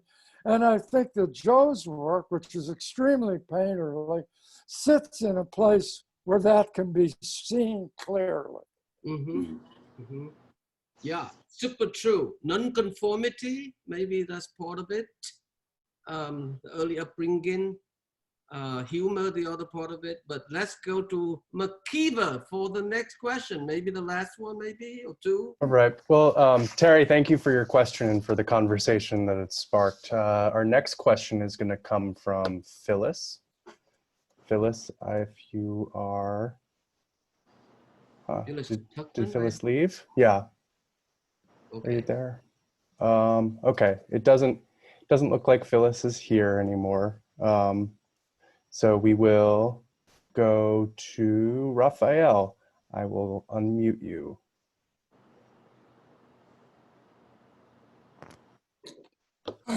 Can you all hear me?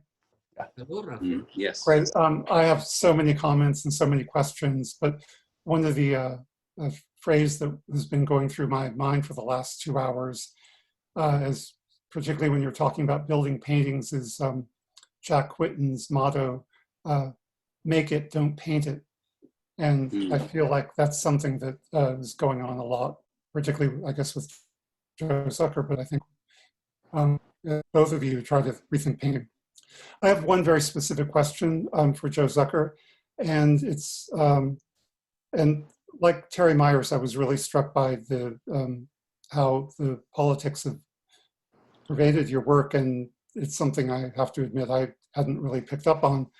And you said that when you showed the boxing painting that no one at the time had picked up on the how you were dealing with the subject of racism in that painting. I just wondered how you feel about that. And maybe this is something that Joe Bradley might also respond to. Like, how do you feel about when the critical response or the public response sort of misses the point, or that there are things in your work that just are not picked up? How do you feel personally as an artist about that? Does it trouble you? Or accept it as like that's how things happen?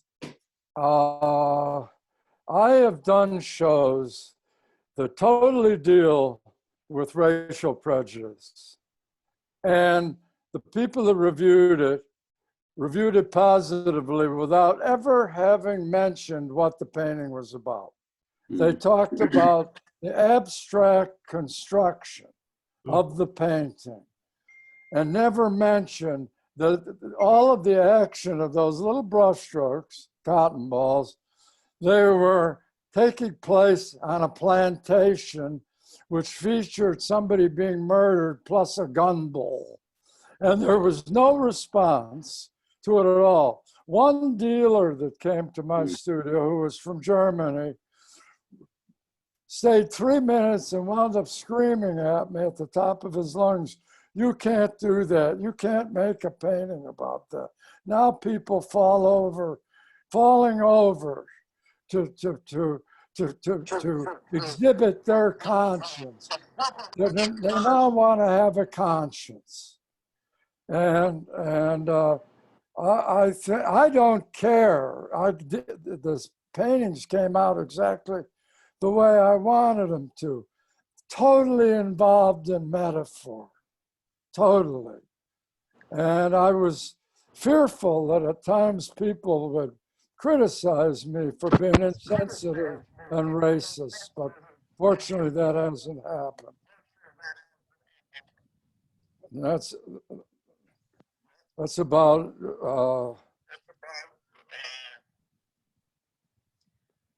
I can't hear. Yeah, I would say.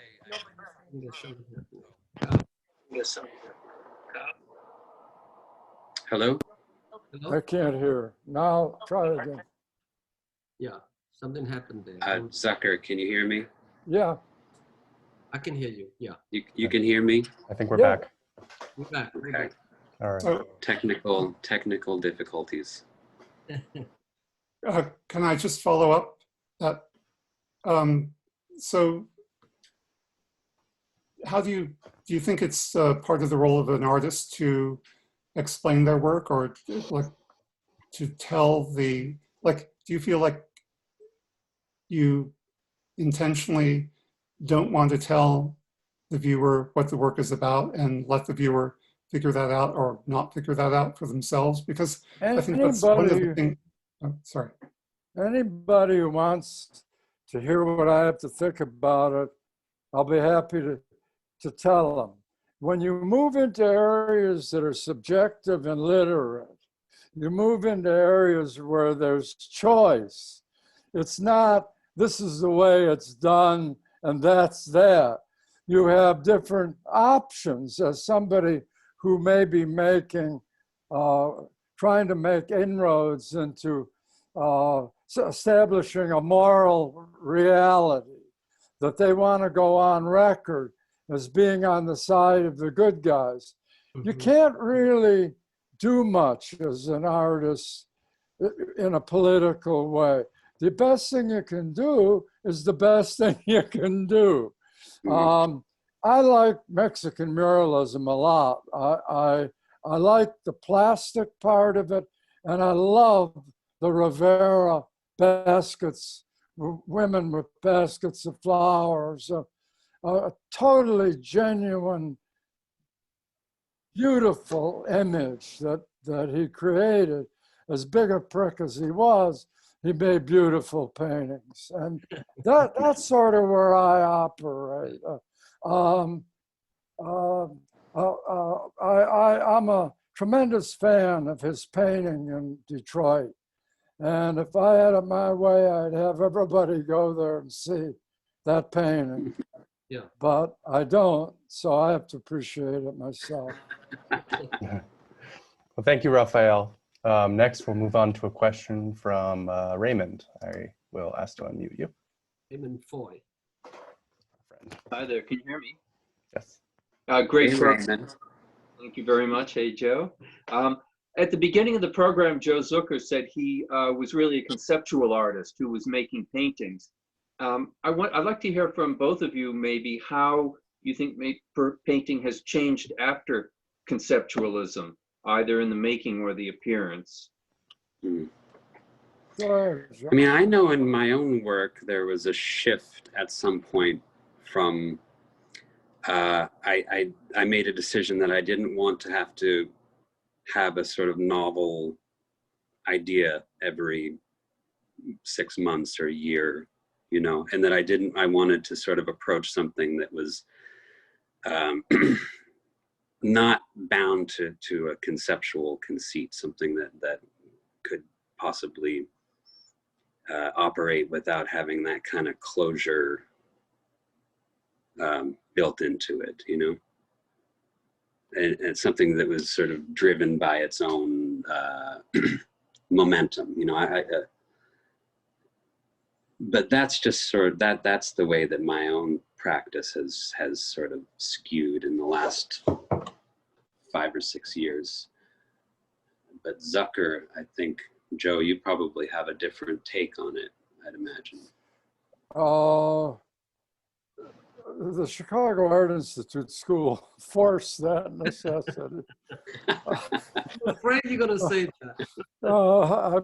I must say. However, an example of what I think identifies conceptualism is a song by the Platters. First, I knew you were going to say that. The tide rushes in and plants a kiss on the shore, then rolls out to sea. What happened in my time in New York was high art disappeared in the sense that it used to be a one-way ticket. Your art rolled in and it never rolled out. Funky town, conceptual, whatever you want to call it, science, rolled in and stayed. It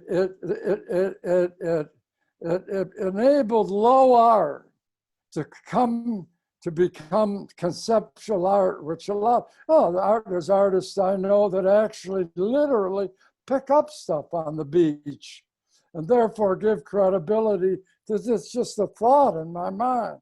But that where things changed, like I felt that when I made paintings out of cloth, that the acceptance of those paintings meant that art could change from one generation to another by sexual congress, that you didn't need criticism, that people moved into a different area by giving validation to craft, minority art, art of the insane. All of this began to get looked at, and therefore that kind of dug a hole where things could get started and moved on to a more diverse art world. It's much different than it was when I came ashore.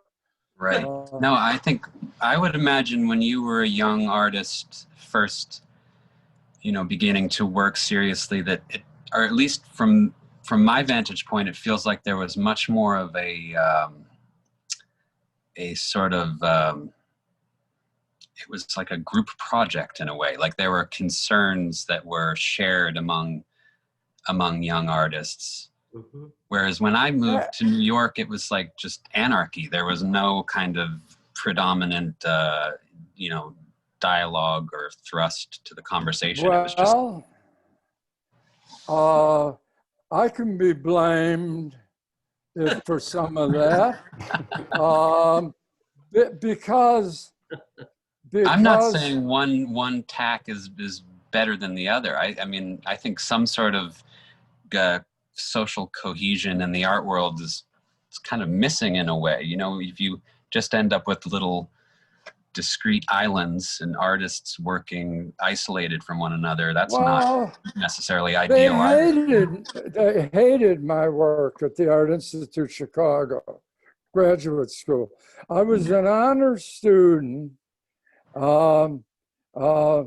When it was time to bring our work in for criticism, the graduate review, one of the faculty said to me, after I'd gone through all this bullshit of getting a big truck to carry these giant paintings for criticism, and you know what the criticism was?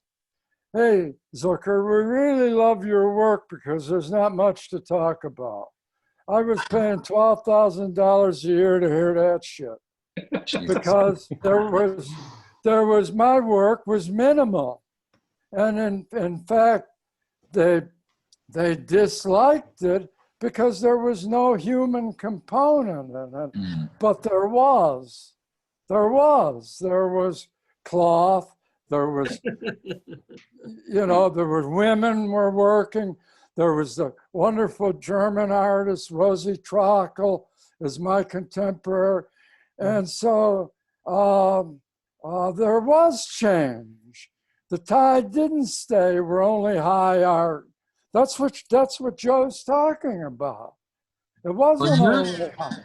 Your work, as you know, formalist as it is on the one hand, always reaches outwards through its content. You know, it always has that sort of relationship directly to the outside world and to the world outside of the concerns of painting or art making too. And I want to thank you. I'd like to thank you for saying that, because my work is not funny. When you only want to do one, it's not, you're in a world that's not funny. And I think people, they have a hard time. But I started like that. So what was I going to do? Step backward? No way. Couldn't do it. But I really appreciate that observation. And any help I can be, I try. All right, well, thank you for your question, Raymond. I think that concludes the questions and answer portion. And thank you, Zucker. Thank you, Bradley. Thank you, Bui. This has been great. Guys. This is Thanks. a lot of fun. See you. All right. So at the Rail, we have a tradition of ending lunch with a poem.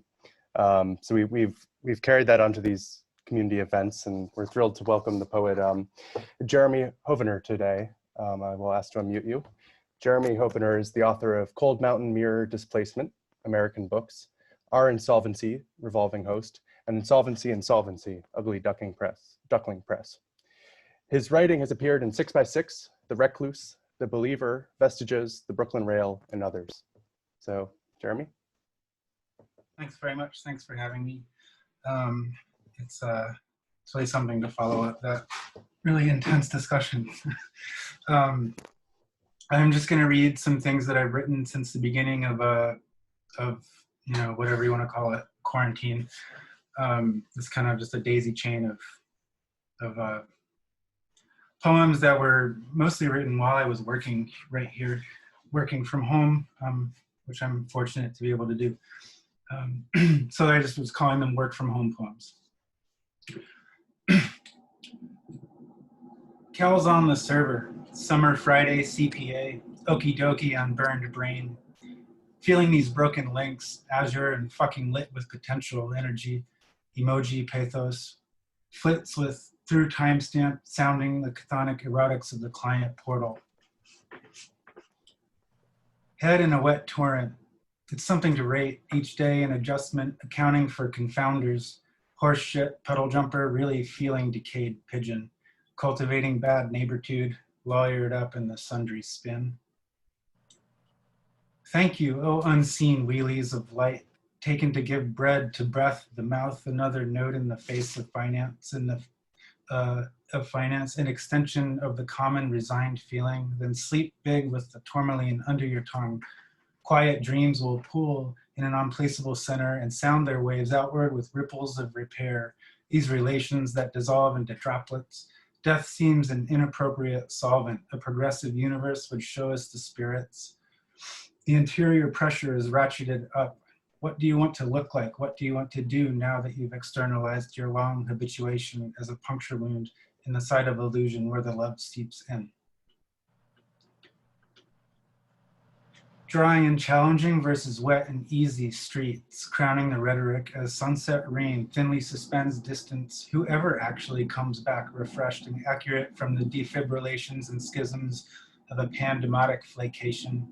Are you smiley under that puff of cloud strapped to your face puff?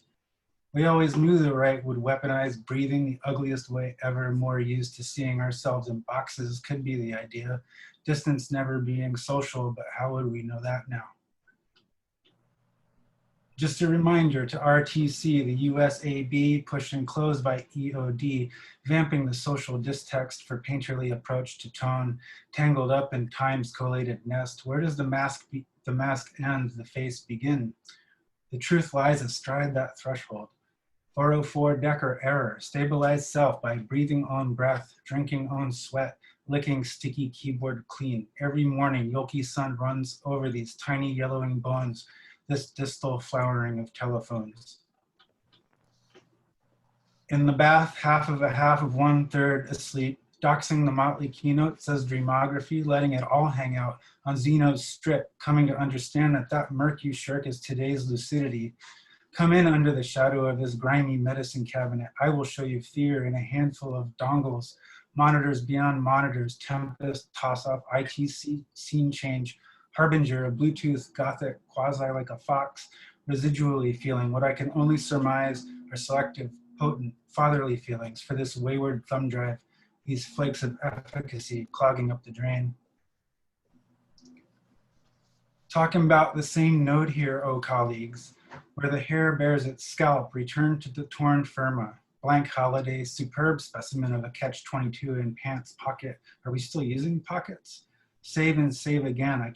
I remember Snowden, not Edward, but the one with whispering guts spilled out that showed Yossarian that people like paychecks are just as much material as a kind of roving background wash, ungently rent by occasional zaps of context or connection. So I've started to reverse all of my phone videos, thinking of Vonnegut and Dresden.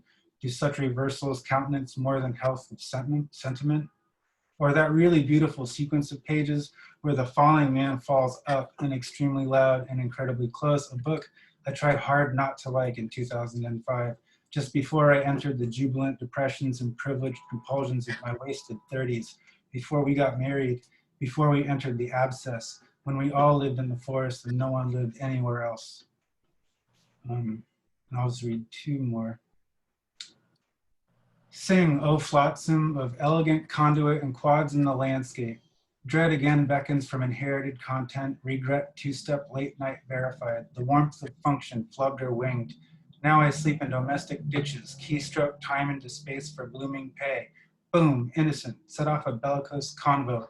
Nietzsche would have killed on Twitter. I wish I'd known aboutness was a burden when I'd started. The heart's contractility so amazing, the body, the seat of high weirdness. Never more than 500 feet away from a billionaire's death cloud, daydream Mark Fisher installing anti-cap antenna on the roof of our building. They're safe for you and kill bedbugs too.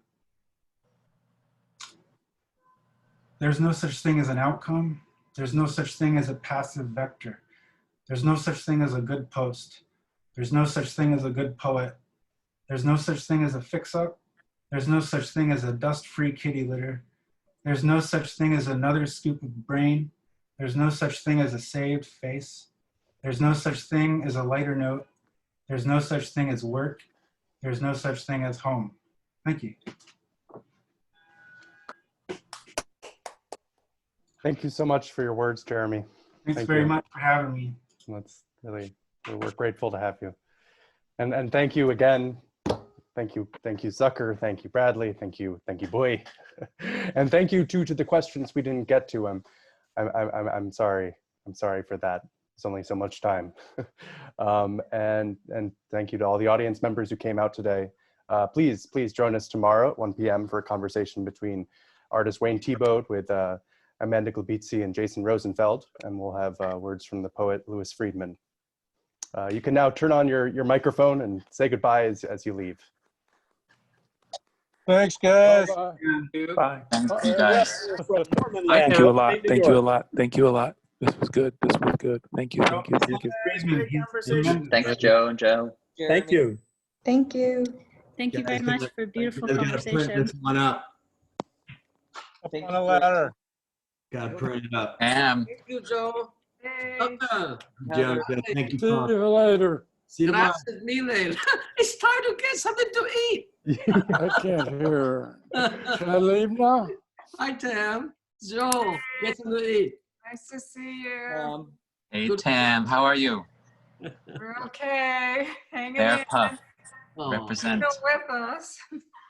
Oh, man. Barely. I know. We got. Send love to Chris up there, would you? Well, he's driving down. He's Oh, yeah. And yeah, he'll see you. Likewise to the fam. There. Send it love. Thanks so much, man. This was a lot of fun. Chris, Yeah, thank you. Talk. So One Joe, of my favorites. One of my Joe, favorites. Really. let's get together, even with cocktail Zoom. All right. Perfect. I love that. Yeah. I'll call you. Joe Zucker, thank you. I'm gonna hang up, but I've really enjoyed this. Okay. Everybody. Ciao, Joe. Much love.